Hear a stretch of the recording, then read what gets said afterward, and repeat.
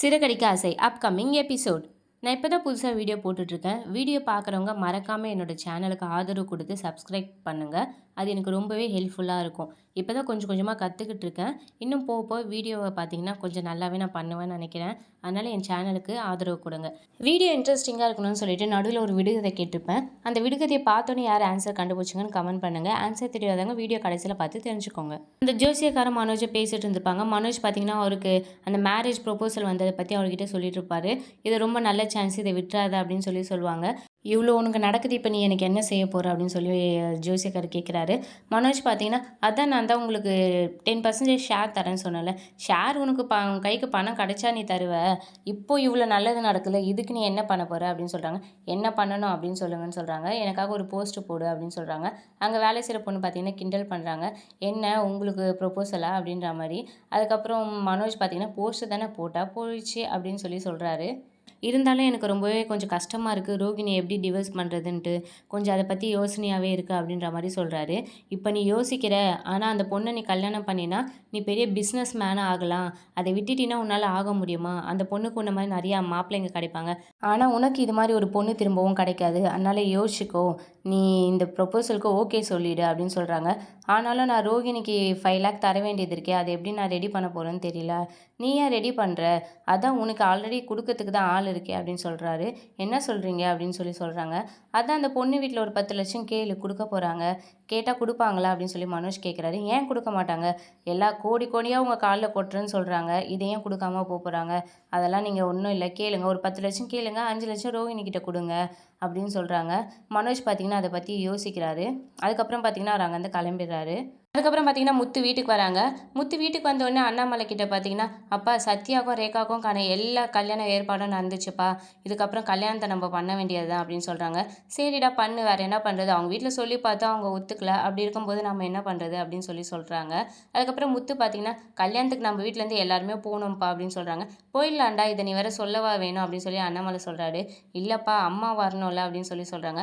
உடனே விஜயா, ஏய் நான் வரமாட்டேன், நான் எப்போடா சொன்னேன், இது நம்ம வீட்டு கல்யாணம்டா, கண்டிப்பாக நான் வரேன்டா அப்படின்ற மாதிரி சொல்கிறாங்க. உடனே முத்துவும் அண்ணாமலையும், அம்மா சொல்கிறத பார்த்தா ஏதோ டவுட்டாக இருக்கே அப்படின்னு சொல்கிறாங்க.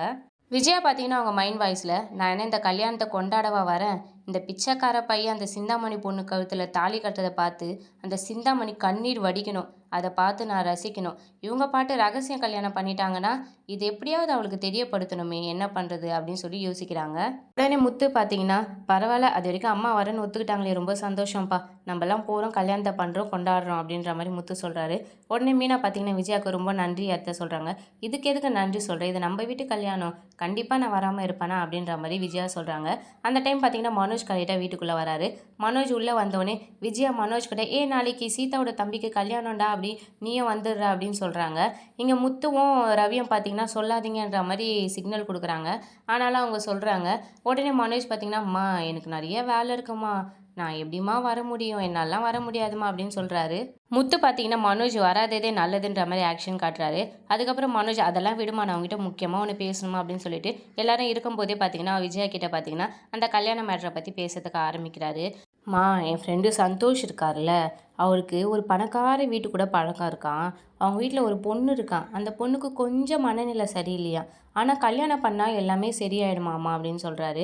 கல்யாணம் தானே பண்ண சொல்லு, மாப்பிள்ளையை பார்த்து கல்யாணம் பண்ண சொல்லு, இது எதுக்குடா என்கிட்ட வந்து சொல்கிற? இல்லைம்மா, அந்த பொண்ணை என்னை கட்டிக்க சொல்லி அவர் சொல்கிறாருமா, ரொம்ப வசதியானவங்களாம்மா, பணக்காரங்களாம்மா அப்படின்னு சொல்கிறாங்க. விஜயா பார்த்தீங்கன்னா உடனே 108 தேங்காய் வாங்கிட்டு வா அப்படின்னு சொல்கிறாங்க. என்னம்மா, எனக்கு நல்ல பொண்ணு கிடச்சிச்சின்னு கோயிலில் போய் உடைக்க போறியா அப்படின்னு சொன்னாங்க. இல்லை உன் ஃப்ரெண்டு சந்தோஷ் மண்டையில் உடைக்க போகிறேன் அப்படின்னு சொல்கிறாங்க. உடனே முத்து மீனாலாம் சிரிக்கிறாங்க.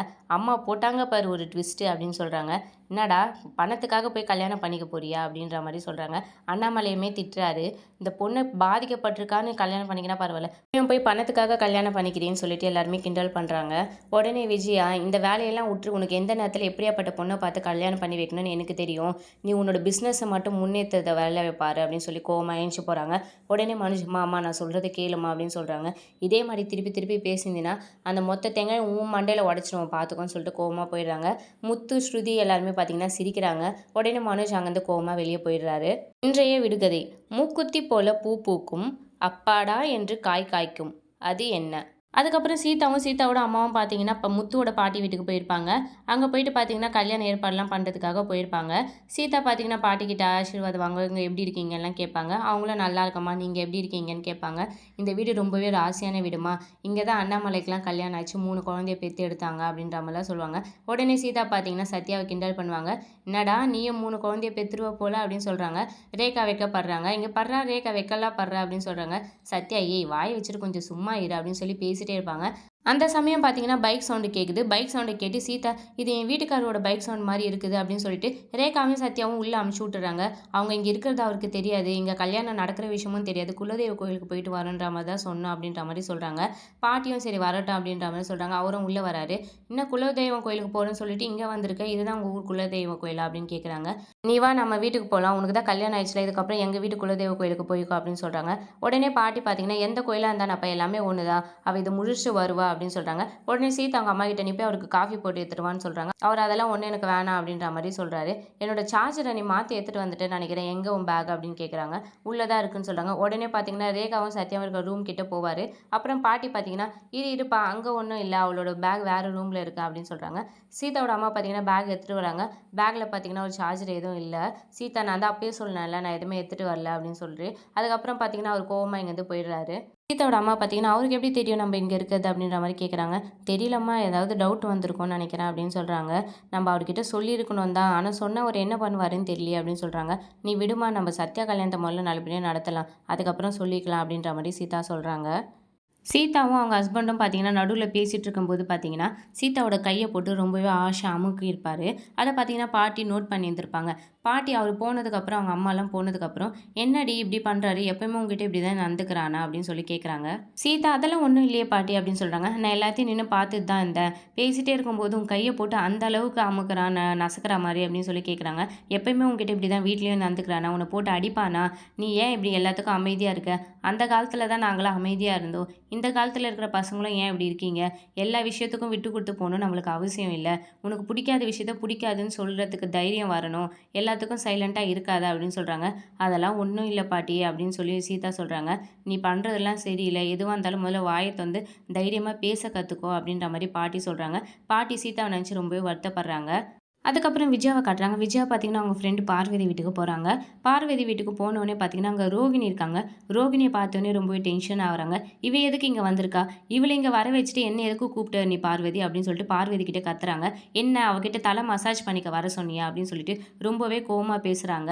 "எதுக்கு இப்ப நீ அவள இங்க வர வச்சிருக்க? அவள வர வைக்கும்போது என்ன கூப்பிட வேண்டிய அவசியம் உனக்கு என்ன வந்தது?" அப்படின்னு சொல்றாங்க. உடனே பார்வதி பார்த்தீங்கன்னா, "கொஞ்சம் பொறுமையா இரு, கோவப்படாத. நான் சொல்றத முதல்ல கேளுன்னு" சொல்லிட்டு சொல்றாங்க. ஆனா பார்த்தீங்கன்னா, விஜயா காது குடுத்து கேட்கல. இங்கேருந்து கிளம்புறேன்னு சொல்லிட்டு போறாங்க. உடனே ரோகிணி பார்த்தீங்கன்னா, ஆன்ட்டின்னு கூப்பிடுறாங்க. "இந்த ஆன்ட்டி கின்ட்டிலாம் கூப்பிடுற வேலை வச்சுக்காதன்னு" சொல்லிட்டு ரோகிணியும் கண்டமேனி திட்டுறாங்க. பார்வதி, "இந்த கோவம் தான் உன்கிட்ட ஆவாதுன்ற. ஒரு நிமிஷம் பொறுமையா இரு. நான் சொல்றத கேளு" அப்படின்னு சொல்லி சொல்றாங்க. "ஒரு நல்ல விஷயத்தோட தான் அவ வந்திருக்கா" அப்படின்னு சொல்றாங்க. உடனே ரோகிணி பார்த்தீங்கன்னா, "நானும் மனோஜ் கூட சேர்ந்து வாழணும்னு எவ்வளவோ போராடி பார்த்தேன். என்னால முடியல" அப்படின்னு சொல்றாங்க. உடனே விஜயா, "நான் இருக்கிற வரைக்கும் அது நடக்காது. அதுதான் எனக்கு தெரியும். இதுக்கு மேல என்னால போராட முடியல. நானே மனோஜ்க்கு டைவர்ஸ் குடுத்துடலான்னு நினைக்கிறேன்" அப்படின்னு சொல்றாங்க. அப்படியே பார்த்தீங்கன்னா, இந்த எபிசோட முடிக்கிறாங்க.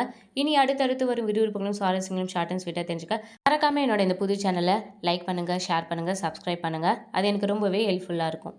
விடுகதையின் விடை: நெரிஞ்சி முள். இந்த நெரிஞ்சி முள் பார்த்தீங்கன்னா, சிறுநீரக கற்களை கரைக்கவும், மூட்டு வலி, சர்க்கரை நோய், ஆண்களுக்கான வலிமை போன்ற விஷயங்களுக்காக நாட்டு மருந்துல யூஸ் பண்றாங்க.